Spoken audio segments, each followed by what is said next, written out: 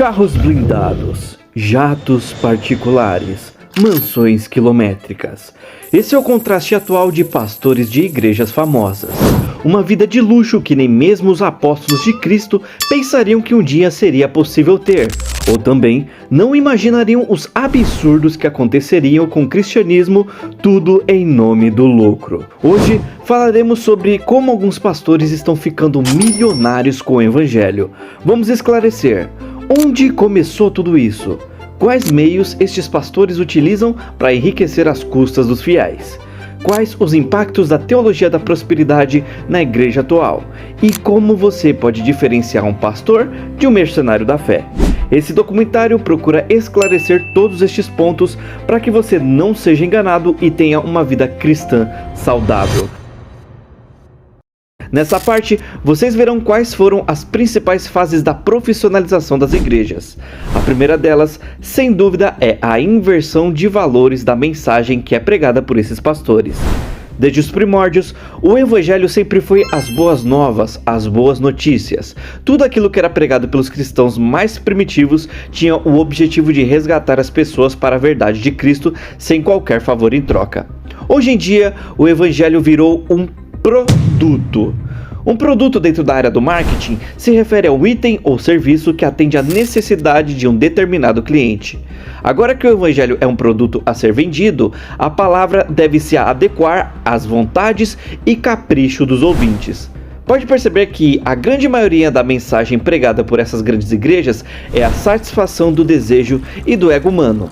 É prosperidade, é vida confortável, é vida sem sofrimento. O evangelho verdadeiro vai na contramão disso. O evangelho confronta nossas vontades. O evangelho vai na contramão do mundo e isso fere o nosso ego. Por conta disso, as pessoas preferem um caminho motivacional e fácil, um evangelho sem dor e sofrimento. Assim, a palavra pregada se torna um serviço oferecido por pastores e é consumido pelos fiéis, ou se preferir, clientes dessas igrejas. Entendendo isso, os pastores passam a te oferecer um serviço através da mensagem do evangelho fácil, e você fica preso a outro conceito profissional da área do marketing: a marca. A marca nada mais é do que a identidade desse produto, e a identidade sempre será o pastor da igreja. Quando você pensar numa grande igreja, automaticamente a imagem do pastor virá à tona em sua mente. Aquele pastor vendeu tão bem o produto dele, que é a mensagem, criou tanta conexão emocional com seu público, que é impossível desvincular a imagem daquele pastor sobre aquela igreja. Por conta disso, grandes pregadores lotam ginásios, estádios e igrejas, porque eles não são mensageiros do evangelho, são marcas prontas para oferecer seu produto, a mensagem adulterada do evangelho. Agora que estes pastores têm o produto e a marca, vamos falar sobre o fator potencializador, a mídia ou divulgação. Quem viveu nos anos 70 até o fim dos anos 90 vivenciou a ascensão de inúmeros programas religiosos. Pastores ocupavam horários nobres com suas mensagens. A premissa de inserir o evangelho nas rádios ou na TV era a de espalhar o evangelho para o máximo de pessoas possível. Se fosse realmente isso, poderíamos ter disseminado um evangelho sadio e bíblico. Dito isso, irei mostrar para vocês a principal mensagem que essas igrejas utilizam, que é sempre se apegando na teologia da prosperidade. Nessa parte, vou fazer apenas uma análise superficial do que é a teologia da prosperidade, porque eu pretendo fazer um vídeo sobre esse tema de forma aprofundada. Mas o que é a teologia da prosperidade? A teologia da prosperidade é um sistema teológico que ensina que a vontade de Deus para todo cristão é ser rico, saudável, bem-sucedido e livre de qualquer sofrimento. Segundo essa doutrina, fé é a ferramenta para ativar as bênçãos e a oferta é a semente financeira que produz riqueza. Isso é completamente diferente do ensino bíblico histórico, que aponta Cristo como centro de fé e o discipulado como um caminho que muitas vezes envolve sofrimento, renúncia e serviço. A origem da teologia da prosperidade. A teologia da prosperidade não nasceu nas igrejas pentecostais, ela foi importada. Sua construção pode ser dividida em 4 raízes. A primeira é o movimento New Thought.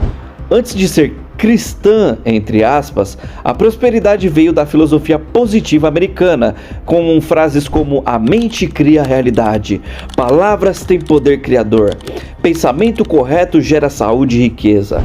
Alguns autores influenciaram fortemente esse movimento. Foi daqui que surgiram os conceitos como palavra da fé, declaração positiva e atração espiritual. Healing Movement. Pregadores de cura divina nos Estados Unidos mesclaram o New Thought com o cristianismo pentecostal nascente. Teólogos dessa vertente afirmavam que Jesus morreu também pelas doenças físicas, logo, crente doente é crente com fé fraca. É dessa raiz que surgem as frases reivindique, declare, decrete, profetize. Com certeza vocês já ouviram falar nisso. A era dos televangelistas. Agora o movimento explode para o mainstream. Pregadores carismáticos passam a ensinar que ofertas geram milagres financeiros, fé ativa a riqueza, quem critica é usado por Satanás. Com a TV, milhões de pessoas foram expostas ao ensino. Chegada ao Brasil. Nos anos 70 a 90, a teologia da prosperidade foi absorvida fortemente no contexto neopentecostal brasileiro, com ênfase em campanhas de prosperidade, votos financeiros, sacrifício, determinismo espiritual, e a mensagem se encaixou perfeitamente no contexto de desigualdade social, tornando-se extremamente popular. A teologia da prosperidade diz que a oferta é a semente para multiplicação. A prática de doações se torna uma troca comercial, não um ato de amor a Deus. A igreja vira uma espécie de mercado espiritual. Em resumo, os pastores do mercado da fé ficam ricos com a esperança das pessoas menos abastadas financeiramente, alimentando uma fé cega de que, uma hora para outra, esses fiéis ficarão ricos depois de dar uma oferta ou tudo que possuem para esta igreja. Com isso, entendemos como as mega igrejas se desenvolveram, qual a sua principal teologia, e agora vamos desmascarar quais são os métodos que essas igrejas utilizam para tirar dinheiro dos fiéis. Primeiro, dízimo obrigatório, ou às vezes até mais do que isso. Sim, meu querido ou minha querida que me assiste, dízimo não é obrigatório. Se teu pastor está colocando pressão psicológica para você dar o dízimo, ele precisa ler muito a Bíblia ainda. Não vou me aprofundar também nesse tema porque ele será um vídeo futuro onde vou desmascarar essa questão do dízimo obrigatório. Mas em resumo, o dízimo é algo voluntário. Você deve fazer de coração e não por pressão pastoral.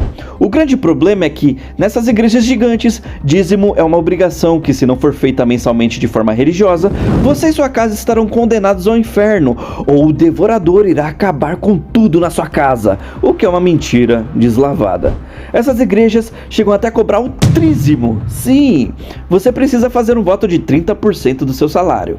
O dízimo obrigatório, com certeza, é uma das maiores fontes de renda dessas igrejas, pois ela explora o medo de arder do inferno e de não ter comida em casa, pois o devorador estará lá para acabar com tudo isso, caso seu dinheiro não esteja nas mãos do seu pastor. Campanhas ou votos. Isso aqui também é bem recorrente, já que pode dar um lucro absurdo para a igreja com apenas uma campanha. Essas campanhas e votos nada mais são do que promessas de bênçãos divinas. O que você deve fazer? Bom, para você ser abençoado, você deve dar sua casa, seu carro e todo o seu salário. Mas não se preocupe, Deus vai dar 2 vezes mais para você. E o que acontece? A pessoa fica sem os seus bens e ainda dizem que ela não foi abençoada porque a fé não foi suficiente. Perceba que a lavagem cerebral é tão violenta que as pessoas chegam a dar seus bens para a igreja sem pensar 2 vezes. Terceiro, pressão psicológica. E por fim, a grande e velha pressão psicológica. Ameaças com o inferno eterno, que não existe, diga-se de passagem, já fiz um vídeo falando sobre isso e o link vai estar na descrição. Obrigatoriedade do dízimo e terrorismo mental são os maiores aliados desses pastores. Não se engane, o Evangelho de Cristo é puro e simples e não um show de horrores. Mas a verdade simples, clara e eterna é que Jesus nunca chamou ninguém para enriquecer líderes religiosos. Ele nunca pediu percentuais, nunca condicionou milagres a depósitos, nunca usou a fé como moeda de troca. Jesus chamou pessoas para a vida, para a liberdade, para arrependimento e para a paz. E para você que está machucado, confuso ou decepcionado, não tenha medo. Deus não depende desses homens. Sua fé não depende de performance de nenhum líder. O amor de Cristo é maior que qualquer manipulação religiosa.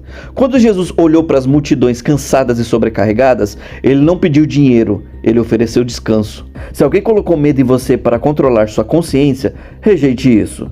Se alguém usou a Bíblia para te diminuir, te manipular ou te envergonhar, rejeite isso. O Evangelho de Cristo é libertador, é leve, é verdadeiro. Que sua fé seja firmada em Jesus, não em pessoas. Que seu coração encontre paz, não medo. E que você se lembre, nada, absolutamente nada, poderá separar você do amor de Deus. Se esse vídeo abriu seus olhos ou até mesmo confortou seu coração, por gentileza deixe o seu like, comente a sua visão sobre os mercenários da fé atualmente e também se inscreva para receber nossos próximos vídeos e compartilhe com uma pessoa que precisa abrir os olhos também. Deus abençoe a vida de todos vocês.